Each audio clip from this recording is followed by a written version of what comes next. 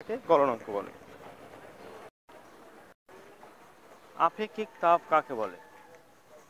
একক ভরের কোনো বস্তুর তাপমাত্রা এক একক বাড়াতে যে পরিমাণ তাপের প্রয়োজন হয়।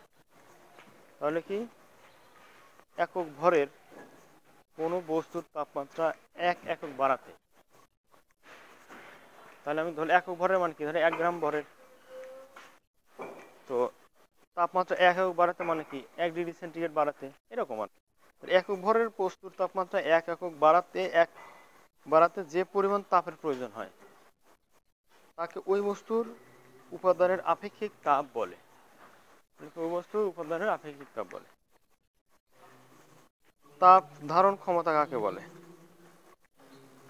কোনো বস্তুর তাপমাত্রা 1 কেলভিন বাড়াতে যে পরিমাণ তাপের প্রয়োজন হয় তাকে ওই বস্তুর তাপ ধারণ ক্ষমতা বলে।